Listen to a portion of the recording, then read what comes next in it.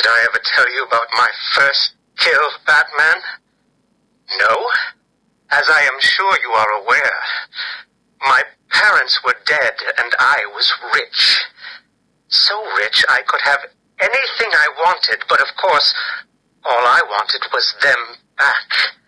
I now know that that was impossible, of course, that their death served a higher purpose. But back then, I had yet to experience the joy of cold steel cutting through warm flesh. I had no idea how I could save these people from the relentless misery of their existence. You should have stayed that way. Really? Then I'll stop now. Find another telephone, Batman. Goodbye. You made it. I think I will continue my story. I feel the need to talk, to confess maybe. I was rich and alone, but not for long, of course.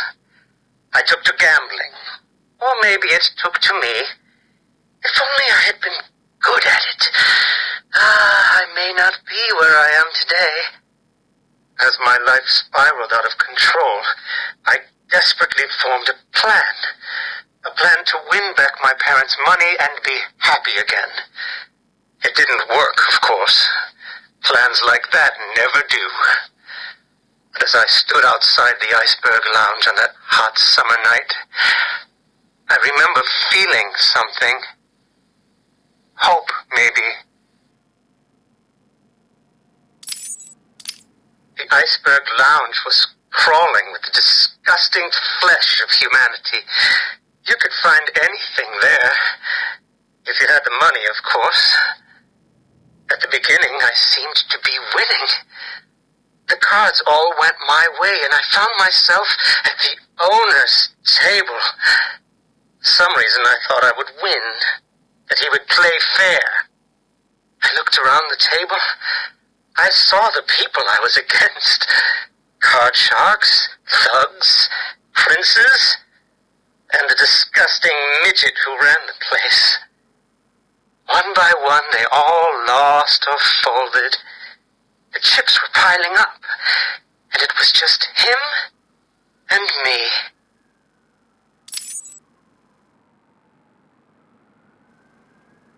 They called him the Penguin, even back then. He had both eyes, of course. That little accident hadn't happened yet. And both of them were looking at me when I put down my cards. 6 of clubs. 6 of diamonds. He looked scared. He leaned forward, and I could smell the cigar stench on his breath. The 6 of spades, and finally, the 6 of hearts. I felt good. And then he started laughing. He belched out smoke, and he put his cards down on the table. Card by card, my heart sank. A 3, a 4, a 5, a 6, a damn 7! His straight flush ended me there. I was lost and thrown out into the city to die, penniless. Can you imagine what it was like, Batman? I was numb. I'd lost everything, and I was alone, crying like a baby staggering through the streets of this city, until I found the answer that I had been looking for. I stood there on the Sprang Bridge, looking out at the sea. I felt the warm breeze on my skin, and it felt right. I looked down and imagined myself falling into the blissful arms of my mother. And then he appeared. He held out the knife and demanded my money. My money! Can you believe it? I looked into his cold, desperate eyes, and I saw something familiar. Something inevitable. I saw oblivion. I saw that we are all the same, stuck on a miserable loop that demands salvation. So I gave it to him. Can you imagine the vagrant's surprise when I grabbed his knife from his hands? It was instinctive. It was beautiful. In one movement, I sliced out his throat and gave him the gift of salvation.